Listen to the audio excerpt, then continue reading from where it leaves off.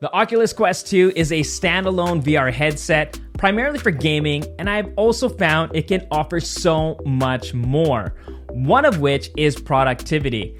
I bought this amazing piece of hardware on Boxing Day, along with some accessories, and I will be starting a series of videos on the Oculus Quest 2, specifically how this VR headset using different apps fares for productivity working from home.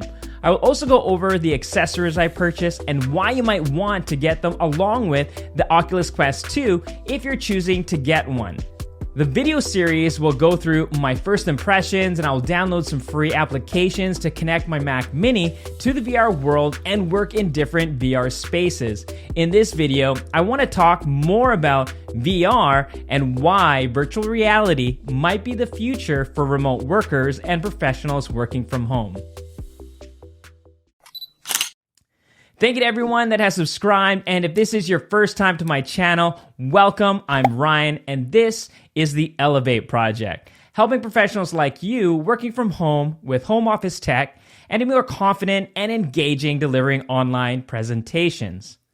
If you clicked on this video, you might already be working in VR, or you or your company are looking to dip their toes in VR to be more immersed, productive, and engaged. Since the pandemic, we have adapted from in-person meetings and conference calls to full-out video conference solutions to be more engaged and in touch with peers and coworkers. As much as I love video conferencing platforms, it has its limitations, and honestly, Zoom fatigue is real, and video conferencing sometimes is not enough for collaboration and might be overkill for some meetings that can be done with a simple telephone call. So how does VR come in? Well, first, VR or virtual reality is not new and has been around for a long time. Since VR launched, organizations and companies like NASA has capitalized on VR technology for training and simulations. In the past, VR, other than gaming, has been too expensive to get the technology in consumers' hands and be mainstream to the level of experience we all wonder and expect from VR. And for those that have not experienced virtual reality, we don't have the technology today that gives us the realism of The Matrix or the movie Ready Player One just yet. So to give you some perspective, we have had VR headsets since before the 90s, and I can only remember VR from the 90s when introduced in the gaming world, which had low resolutions and funky looking headsets that could not do much, and I would have to argue gimmicky, not giving the experience and simplicity that was better than playing a gaming console on a 13-inch TV. Today, in 2022, we have VR headsets that still look kind of funky, and some applications still do look gimmicky. Make no mistake, the resolutions are higher, the technology is better, and far more developers are in the VR segment than ever before, giving a more realistic, immersed experience in VR, which literally takes your senses to a different world around you. Don't get me wrong, I didn't purchase the Oculus Quest 2 just for productivity. Looking at the different apps available, I fell upon VR applications like Immerse VR, vSpatial, Horizon Workrooms, and Virtual Desktop, all focused on working in a virtual office in VR and very promising for people that are willing to be guinea pigs to make VR better for professionals or anyone for that matter working from home. So what are the advantages of working in VR? With the current climate we are living in and working remotely continues to grow, some of us won't be able to work shoulder to shoulder with our colleagues for a while. One advantage I see is improved team collaboration. Conference calls, Zoom meetings, and sharing screens isn't as good versus face-to-face, and VR can take us closer to that experience, being able to virtually meet in a virtual space together at the same time.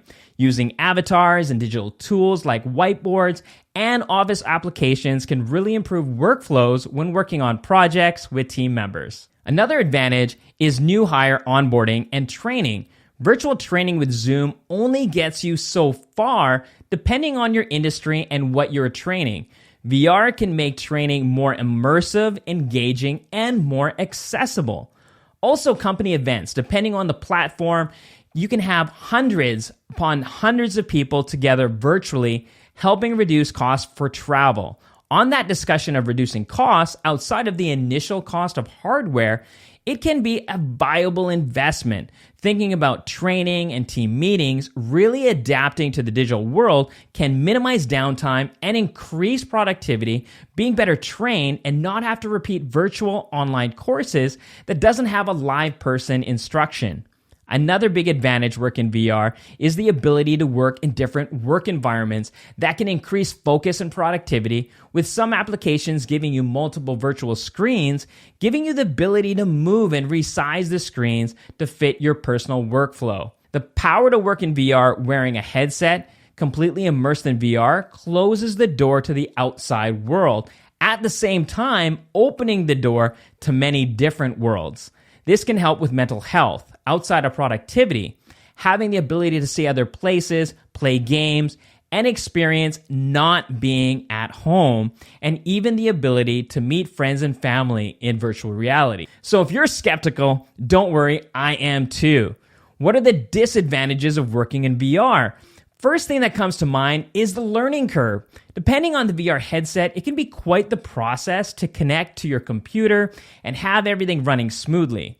I'll be using the Oculus Quest 2 to review VR productivity and work, which from what I can see is not that complicated to set up versus other VR headsets on the market. Another disadvantage is the initial cost, which can be high, and depending on the VR headset, you may need to upgrade your desktop computer or laptop to even work in VR. Luckily, the Oculus Quest 2 is a standalone VR headset and can work with and concurrently with a newer PC or Mac. Now, the obvious disadvantage is using a headset for long periods of time. If you have not tried on a VR headset like the Oculus Quest 2, it isn't heavy when you first put it on. Over a long period of time, I can only imagine how uncomfortable it can be. Now, I'm sure there is going to be some eye strain. Now, depending on my findings, it could be similar to working on regular monitor screens or possibly worse. On that note, for someone that wears glasses while working, I wonder how my eyes will fare being in a VR world versus being in front of my computer screen. Lastly, working in VR in its current state will not replace face-to-face because virtual reality is not real enough to pass for real. The evolution here is that we have the ability to use VR headsets with high-speed internet to take your colleagues into the same VR workspace or give you infinite environments to work in without leaving your home.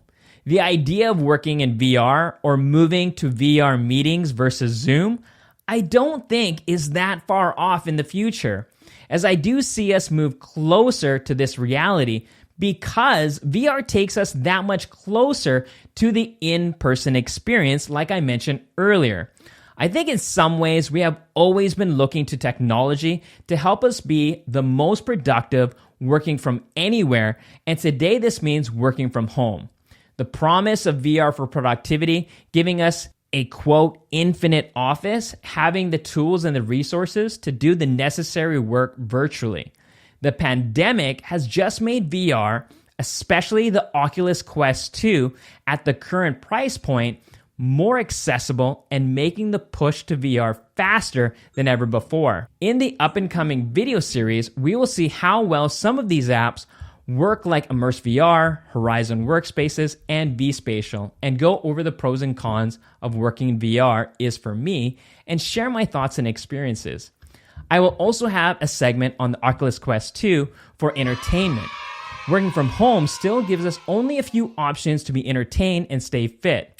Looking at the category of applications, there is more than just games. There are apps for watching movies and fitness, and I will explore some of these apps to give you my general thoughts. Now, if you found some value in this video, hit that like button, and if you are interested and excited about the upcoming video series, comment below. If you like content like this one, don't forget to hit the subscribe button, and don't forget to hit the bell icon so you are notified when I release the new video series. Thank you for watching, and I'll catch you in the next one.